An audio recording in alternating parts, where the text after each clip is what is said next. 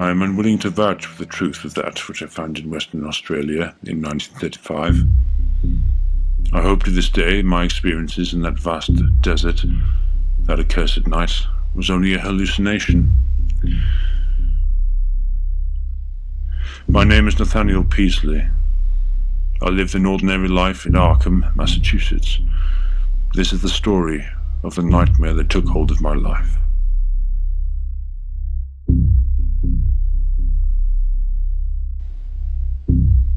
My collapse occurred while I was conducting a class in economy, which I teach at Miskatonic University.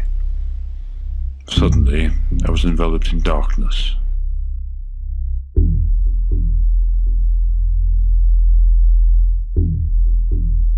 After spending the next 24 hours in an unshakable stupor, I am told I suddenly awakened, a changed man. I was confused, disoriented, seemingly unfamiliar with my own body.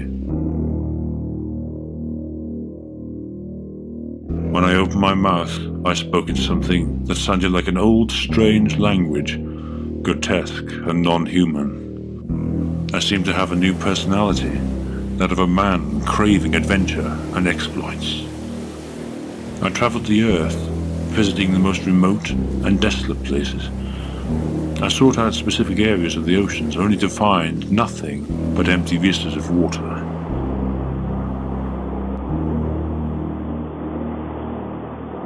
I journeyed through the extreme climate of the South Pole, searching for something I couldn't define.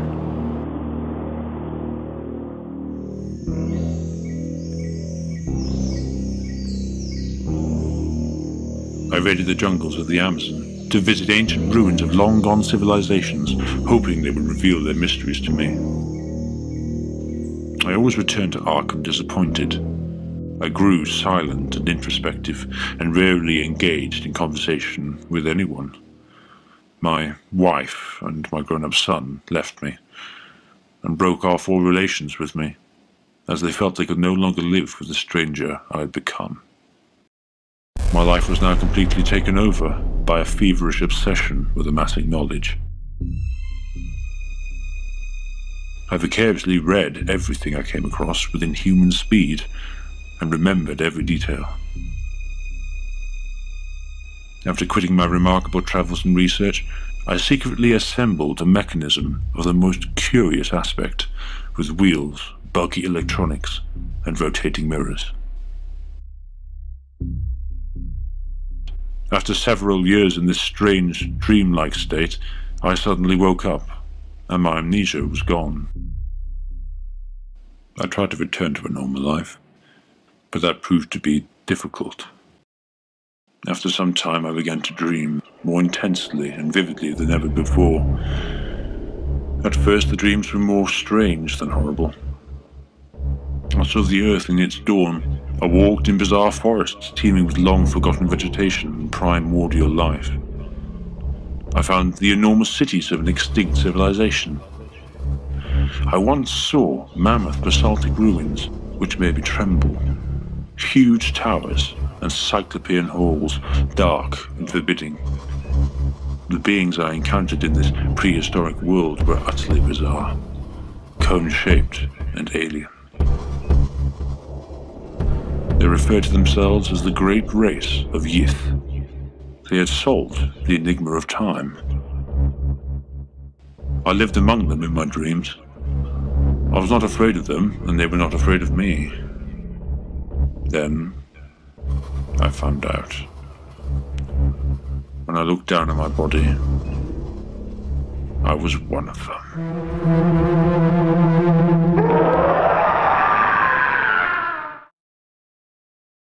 I woke half of Arkham with my scream of primal fear, when I madly tore myself back to the world of waking. But my dreams took me back every night. I found my mind being held prisoner in one of the bodies of the Yith.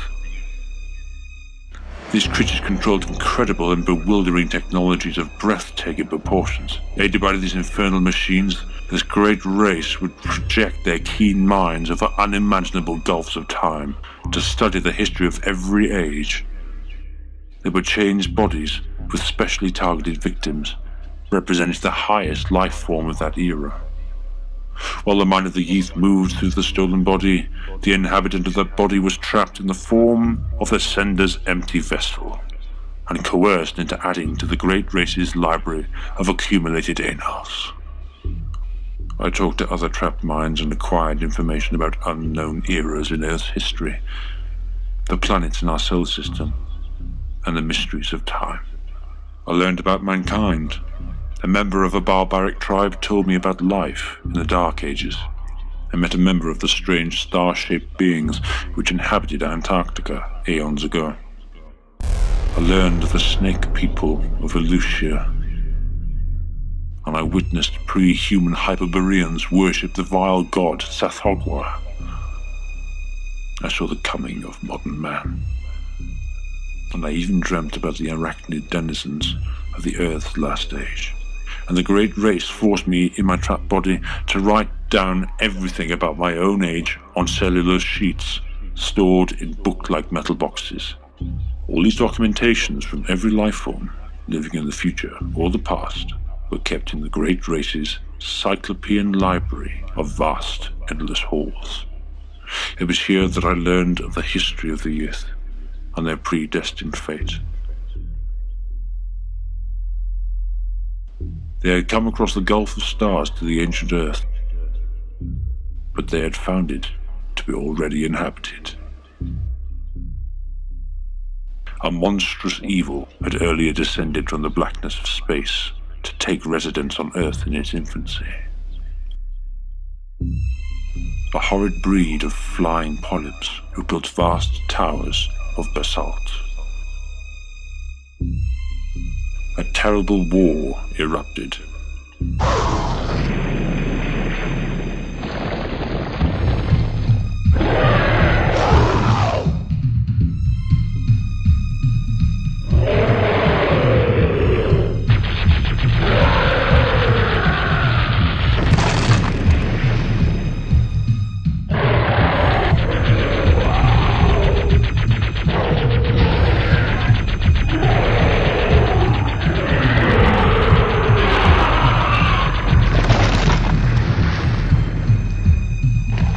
Polyps were driven back and down into subterranean vaults.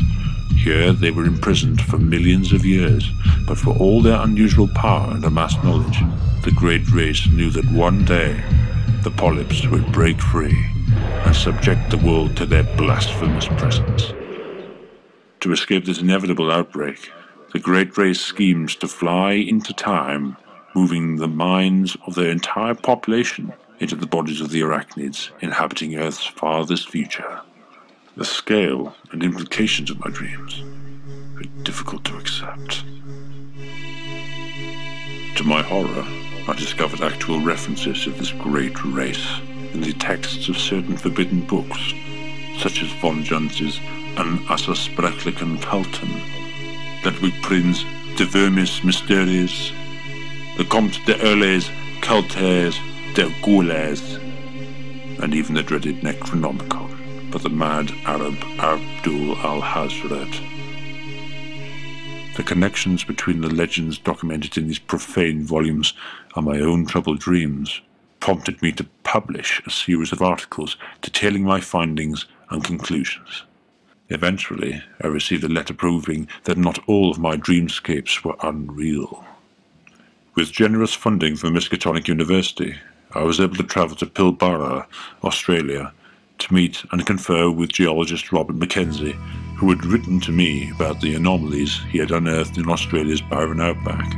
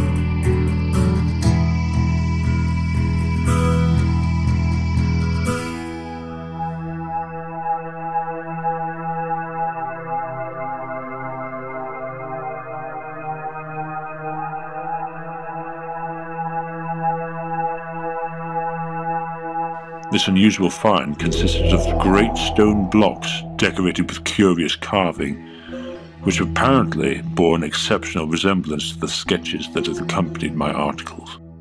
The familiarity of the things overwhelmed me. The blocks were identical to the cyclopean masonry of my nightmares, and the curvilinear symbols were the very same that had haunted my nocturnal visions.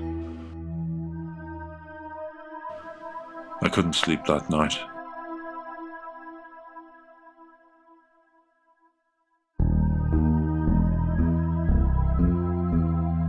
I took a walk in the cool desert to clear my mind. Wandering aimlessly, I ruminated about the fantastic implications of the geologist's find. Suddenly, I came upon a hollow in the sand. Something more than scientific zeal drove me to examine it, forcing me to burrow into the earth. I fell into darkness, and something hard struck me when I reached the petrous bottom.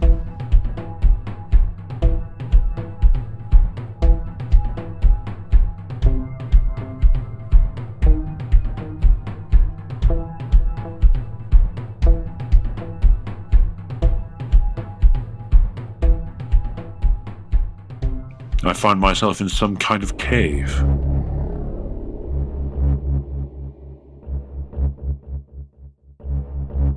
I walked through a rocky tunnel and entered a ruin buried in the sand. The surroundings were uncomfortably familiar. I had been here before. My mind simply refused to accept the reality of my deepest fears. I was in the bizarre buildings of my dreams. The very thought made me shudder.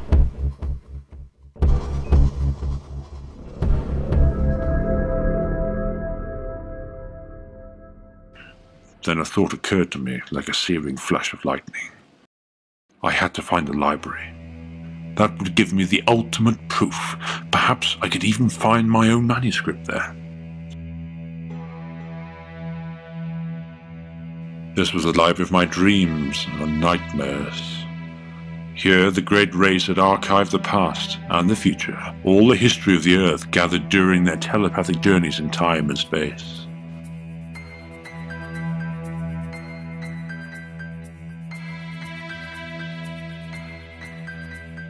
What I saw in that ancient metal case, the thing that chills me to the root of my soul, was unmistakably my own penmanship on these cellulose sheets. It was then that I realized there was something alive in the darkness. Something that had broken free after aeons of imprisonment and was now stalking me. I ran in panic through the craggy dark, trying to recall the path I had taken. In my frantic escape through the abyss, I had dropped the ancient tome that would prove to the world that my nightmares were real. How would I be able to convince anyone that doom is approaching? For I know now, beyond all doubt, that an ancient evil is waiting to arise and prey on an unsuspecting humanity. All too truly, there lies upon this world of man a mocking and terrible shadow out of time.